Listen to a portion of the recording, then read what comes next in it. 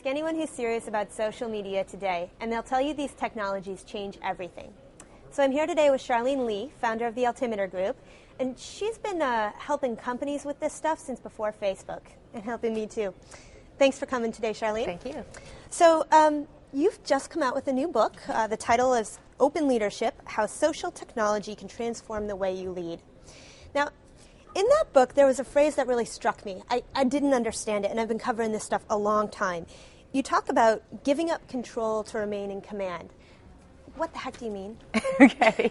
Well, first of all, you have to realize that you're not in control, but especially with all the social media happening. The people who use it, the people who comment, right on sites, right on your own site, you can't control what they say. And yet that's the thing that causes so much angst in terms of businesses, that they can't turn off these negative comments. I get comments from people, can you just make it go away? Yes. And I think that if the sooner you come into recognition that you are not in control and that you need to give up the need to be in control, the sooner you can engage. And it's only by engaging that you can get back into control, that you can actually be in command of what's happening in the dialogue that's happening out there. Is this something that everybody has to do, though? I mean, is there still a case to be made for just saying, look, I'm not interested? You can definitely say you don't want to do it because your audience isn't there, because it's not something that people want to use in that engagement.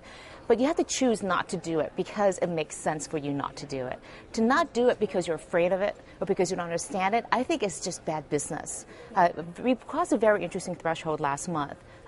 Numbers from Compete showed that on a unique visitor basis, the more people visited Facebook than Yahoo.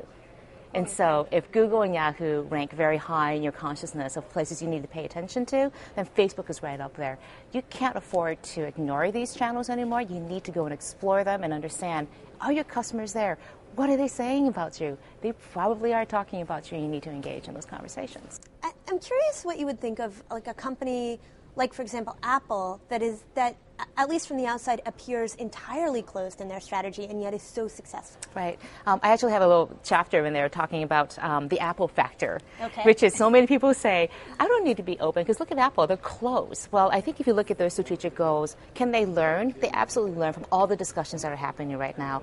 Are they open in terms of their dialogue? No, not at all. In fact, they thrive on the secrecy because they have such a strong brand and such wonderful products. It comes down to innovation, for example. Do they need to go out there to get new ideas? They have a fantastic innovation engine, and the customers all support themselves.